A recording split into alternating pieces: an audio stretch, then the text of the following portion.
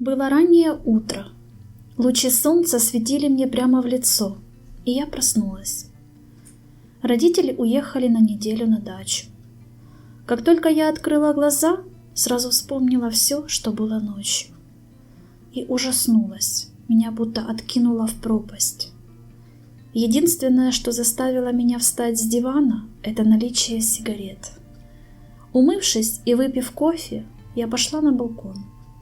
Подкурила сигарету, и мысли начали навязываться сами, как бы я ни старалась их отогнать.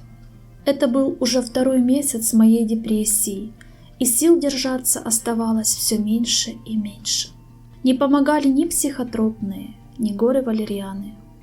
Пить я и не пыталась. Помогали забывать обо всем только сигареты. Я искренне не могла понять, почему мне так тяжело. Будто бы есть какой-то камень в груди и мрак, постоянная тьма в голове. Я сделала несколько тяг, шея расслабилась и появилось чувство удовлетворенности. Думать о ночи было уже не так тяжело. Я вспомнила, как легла в ванную, теплую, приятную воду, и впервые за несколько недель почувствовала облегчение. Мне было так хорошо, но недолго. Тут же в голову полезли все воспоминания о детстве, жизнь в чужих городах с чужими людьми, все издевательства, обиды, страхи и боль будто вернулись ко мне. Я не знаю почему, но я так отчетливо запомнила, как меня в младших классах обманули на деньги мои же друзья. А я так искренне верила им, любила. Я вспомнила, как меня избили старшеклассницы, когда я просто попросила их дать денег на проезд. Мама всегда говорила, если что, обращаться нужно к старшим. Вот я обратилась, наивная. А им было просто весело, я была легкой жертвой.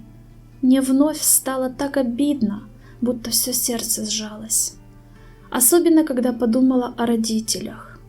Они любят меня, безусловно, и это взаимно. Но они никогда меня не замечали, настоящую меня. Отец всегда был очень строг, а мама с ним соглашалась. Но мне так было нужно понимание, без осуждений, без критики, и я все это искала в подругах, а они подставляли.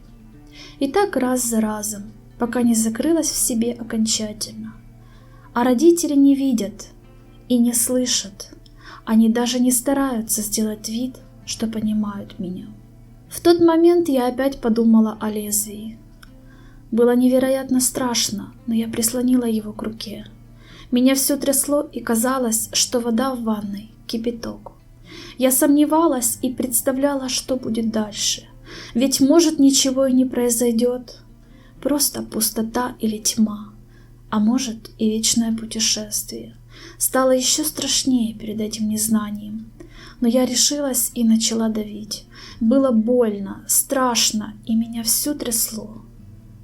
А через несколько секунд в дверь начал ломиться Чаки. Этот пес спас мне жизнь, потому что я бы это сделала.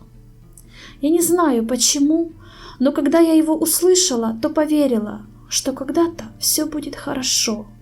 В этот момент я представила, как стану успешной, как буду жить в красивом доме и красивом месте. Я поверила, что когда-то стану счастливой.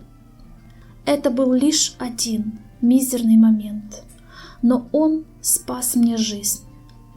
Докурив сигарету, я пошла в комнату и поняла, что хочу жить. Очень, очень сильно хочу жить.